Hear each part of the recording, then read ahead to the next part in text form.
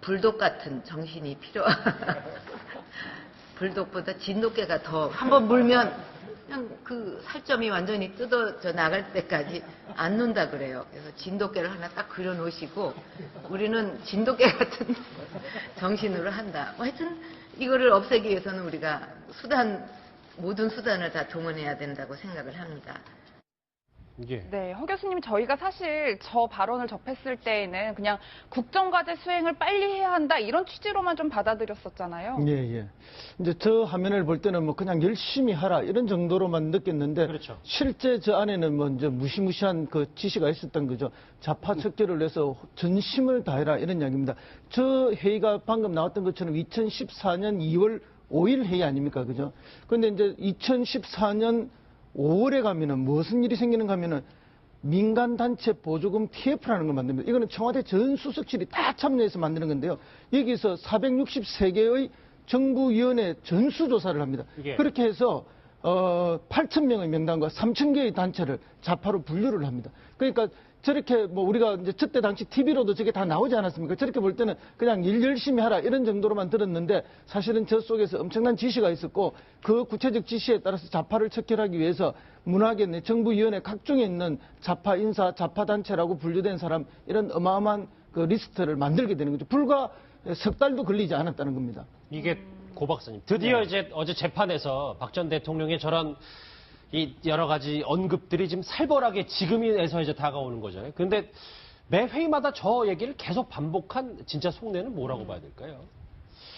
저는 뭐 진돗개 얘기 나올 때 그 당시는 규제, 철폐 이런 것들이 아주 뭐 사회적 관심사고 또 철폐해야 할 그런 대상이었기 때문에 규제, 철폐 이런 거 할 때 정말 진돗개처럼 물고 늘어져가 규제, 철폐를 없애라 했는지 지금 보니까 완전히 다른 얘기네요. 그러니까 좌파 척결 이런 얘기를 하면서 저렇게 이제 강한 언급을 한 것 같은데 저는 박근혜 전 대통령이 반공을 국시로 했던 그리고 정적에 대해서 용납을 하지 않았던 아버지 박정희 대통령을 유신 시대부터 쭉 연구인 역할을 하면서 배운 거 아닌가? 그것이 몸에 체화가 돼가지고 그 이후로는 바뀌지 네, 않은 거다. 아시다시피 물론 뭐 당연히 구속이 돼야 하지만은 박근혜 전 대통령 시절에 이석기 전 의원 구속이라든가 통진당 해산 또 정교조 불법화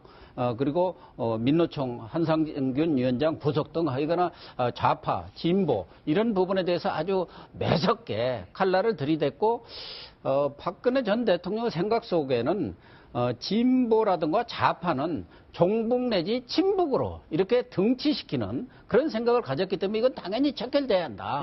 반공 국시를 한 아버지의 그런 생각 속에서 그런 생각을 가졌던 것 같고 또 하나는 박 전 대통령이 정치적인 면에서도 그런 상대랄까 반대하는 사람들을 용납을 못한 것 같아요. 그건 타당과 자당을 가리지 않았고 그랬던 것 같아요. 그래서 뭐 박 전 대통령 그 시절에 야당과 어떤 정치적인 쟁점 있는 사안에서 타협한 적이 한 번도 없었고 또 하나 자당의 원내대표 유승민 후보가 뭐 못할 말도 한 것도 아니지 않습니까? 당시 원내대표인데.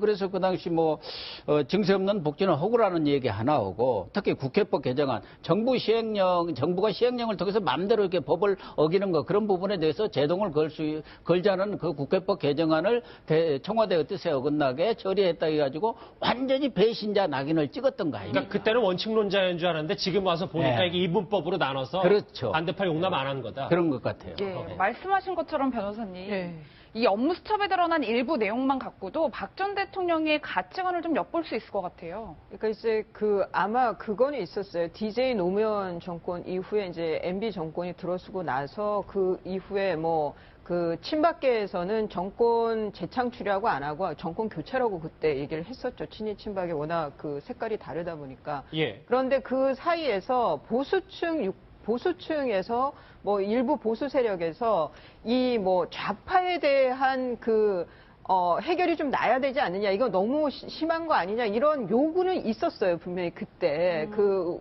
보수 세력들에서. 그런데 그러면 그런 강성의 목소리들을 청와대에서는 좀 걸러가면서 했어야 하는데, 보수 정권이니까 보수 정권 색깔에 맞는 뭐 코드 인사들을 할 수 있다 하더라도, 그런데 지금 거기에 특히 박근혜 전 대통령 특유의 가치관이 이게 반영이 되면서 이렇게 이제 초헌법적인 일까지 이루어지게 된 건데요.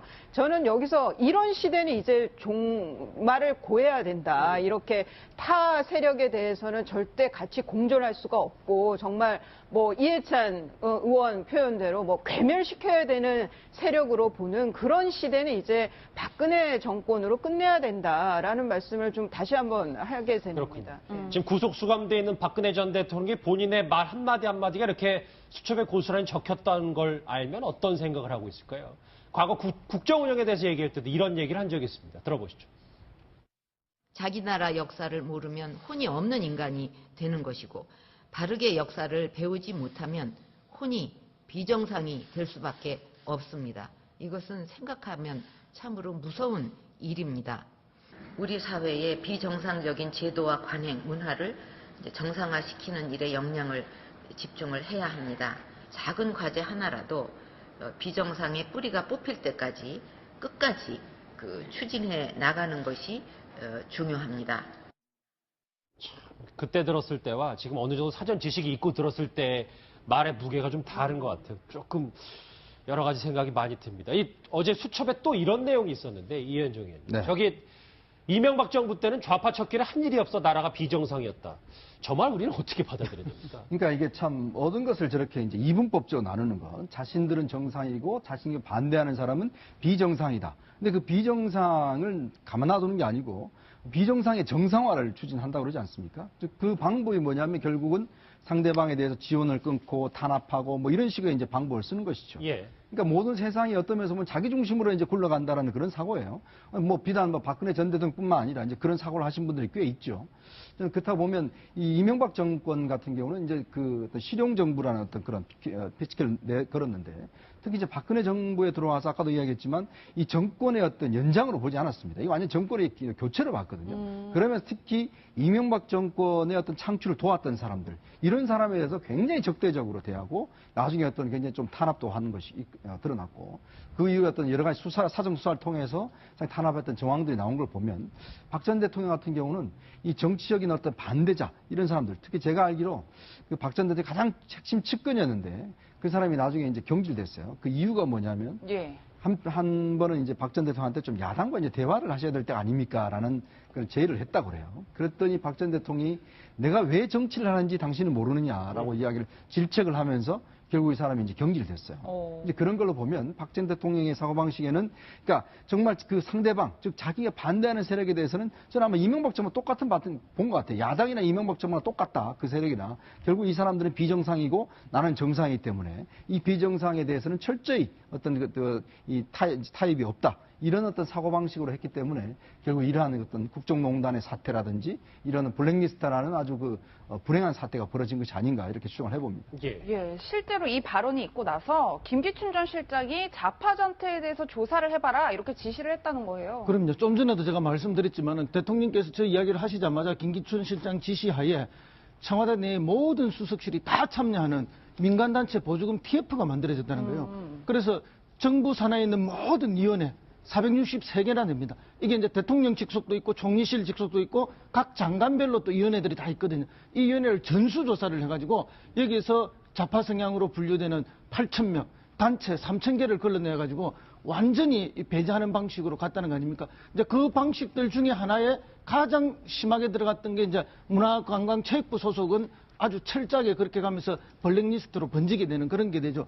그래서 이제 박근혜 대통령의 이런 태도를 보면은 이제 말로는 또는 입으로는 뭐 완전 국민통합, 100% 국민통합 이렇게 하면서 사실 정부 내 국민통합위원회도 듣고 그 국민통합위원회의 위원장으로 지금 청와대 한강욱 비서실장이 그걸 또 맡아 하기도 했습니다. 그러나 그렇게 포장된 거하고 실제 처리되는 거하고는 완전히 달랐다. 앞에서 여러분이 말씀하셨듯이 매우 이분법적이었고 내 편 아니면 다 적이 되고 그리고 적은 척결해야 될 대상으로 국민들을 아주 갈라치게 하는 그런 전형적인 사고를 보여주지 않았나 이렇게 얘기 줍니다. 물론 저 단면만 보고 뭐 4년이 넘는 박근혜 정권을 다 평가할 수는 없겠지만 일부 문제가 있었다는 게 이제 속속 이 재판, 특히 블랙리스트 재판으로 드러나는 것 같아요. 일단 사례도 있어서요, 고 박사님. 보니까 네. 뭐 정권 초기부터 뭐 천안함 얘기가 좀 잘 알려진 얘기고 저 풍자 연극에 대해서도 직접적인 지시가 있었다. 이런 게 또 어제 다시 그 메모 수첩 내용에서도 밝혀졌어요.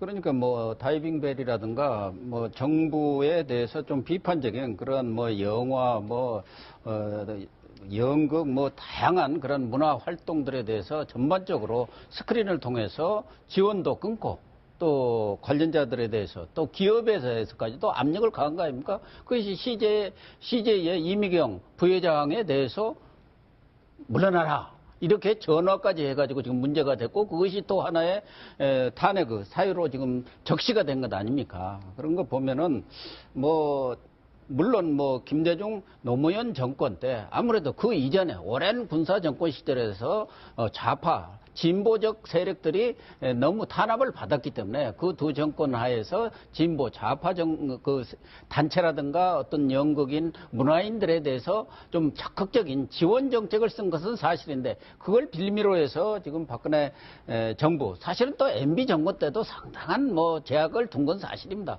근데 박근혜 정부 들어와서 그런 부분이 너무 지나치게 지나친 정도가 아니라 아예 탄압 정도로 뿌리를 뽑아야 할 척결의 대상으로 지금까지 이렇게 갔다는 게 가장 큰 문제가 되는 거 아닌가 보여집니다.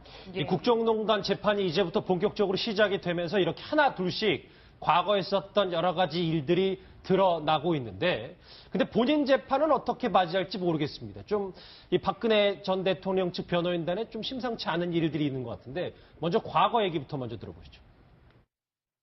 지금 시간이 12시가 넘었는데요. 네. 사실은 제가 조금 당뇨가 있습니다. 아, 네네. 그래서 시간을 조금 주시면은 제가 조금 어지럼증이 있어서 음식을 조금 먹어야 되겠는데 그 시간을 좀 주실 수 그러시다면 그 부분은 다음번에 하시는 것으로 하시고요. 오늘 별로는 여기서 아닙니다. 종료를 저는 하시죠. 오늘 하겠습니다. 오늘 꼭 하셔야 되는 예, 이유는 제가 뭔가요? 오늘 하겠습니다. 하겠는데 왜 변론을 막으십니까? 예, 보시는 것처럼 탄핵 심판 때 뭐 재판을 지연시킨다는 논란이 있었는데 이번엔 유영하 변호사가 뭐 400여 명이 넘는 증인을 신청할 수도 있다라는 취지의 말을 해서 좀 논란이 되고 있어요. 그러니까 이제 그 준비 기일이 한 번 있었잖아요. 그때 보면 이제 증거 목록을 내놓거든요. 검찰에서. 거기서 아마 진술조서에 등장하는 사람들이 한 432명 정도 되나 봐요. 근데 문제는 이제 저 사당부분이라고 하는데 아마 상당 부분인 것 같은데요. 예. 그 부동의를 하겠다니까 한마디로 이 재판에 증거로 못 쓴다라고 동의를 안 해주면 저기 진술조서에 진술한 사람들을 다 불러다가 증인신문을 해야 돼요. 예. 그게 원칙인데 그런 의미에서 지금 유영하 변호사가 그러면 432명 다 할 수도 있다라는 이제 좀 엄포성 얘기를 했는데 좀 유사한 사례가 지금 최순실 씨의 첫 번째 재판에서 재판장께서 이렇게 많이 신청하면 못한다 그래서 좀 취사 선택을 했거든요. 아마 박 전 대통령의 경우에도 뭐 432명을 다 부를 일은 없고 또 관련 사건들이 아마 어쩌면 특히나 이재용 부회장 사건 같은 경우에는 뭐 선고가 날 수가 있단 말이죠. 예. 그러면 관련 사건들이 있기 때문에 아마 좀 재판부에서 취사 선택을 해서 증인신문을 받을 걸로 보이고요. 근데 유영하 변호사의 저런 첫 발언은 이 또 형사재판도 좀 헌재 재판처럼 그렇게 시간을 끌면서 또 여론전도 하면서 그렇게 가려나 싶어서 좀 걱정이 됩니다. 저렇게 위원장님 400명 넘는 증인신문 1심이 많이 길어지면 우리가 알고 있는 뭐 정호성 뭐 이런 사람들 다 석방될 수도 있는 거 아니에요? 그렇죠. 지금 이제 집중 심리를 이제 재판부에서 하겠다는 거거든요. 일주일에 2번씩 이제 재판을 열어서 이제 계속 하겠다는 건데 문제는 원래 특검에서 기소한 사건이면 3개월, 그다음에 일반 검찰은 6개월 내에 1심 판결이 나야 됩니다. 예. 그런 상황에 지금 이제 장시호라든지 정호성 같은 경우는 지금 이제 다음 달쯤 되면 이게 이제 그 석방이 되게 됐어요. 이미 구속 기간이 이미 6개월이 넘어가기 때문에. 왜냐하면 이게 이제 지금 공범관계로 묶여 있기 때문에 사실 이제 박 전 대통령에 대한 혐의가 이제 나야지만이 같이 이제 되는 것이거든요. 예. 그래서 아마 다음 달 넘어가면 아마 이 두 사람이나 다른 몇몇 사람들은 일단 석방이 되게 돼 있습니다. 그래서 아마 이제 불구속 상태에서 일단 재판을 맞이하게 되거든요. 근데 만약에 박 전 대통령 재판이 이제 만약에 계속 늘어진다라고 한다면 지금 뭐 432명을 전부 다 지금 예를 들어서 불러서 다 현장의 재판정에서 증인을 하고, 왜냐하면 이게 그 진술 조서를 증거로 능력이 인정하지 않으면 직접 재판장이 불러서 직접 거기서 이제 해야지만이 그게 증거 능력으로 인정이 되거든요. 예. 아마 그런 걸 노린 것 같습니다. 그렇다 보니까 지금 일단 재판부 자체는 보면 지금 일주일에 2번 하지만 이 2번도 상당히 모자랄 수 있는 그런 가능성이 있죠. 그러니까 아무래도 이제 1심 재판 나기 전에 박 전 대통령 석방할 수 있는 그런 가능성도 지금 배제할 수 없는 노림수가 있는 거군요. 예, 이수희 변호사님, 그런데 사실 변호인에게는 재판에 협조할 의무도 있을 것 같은데 네. 이런 식의 행동이 긍정적인 효과를 가져오게 될까요? 근데 이제 그 뭐 재판부에 우선은 뭐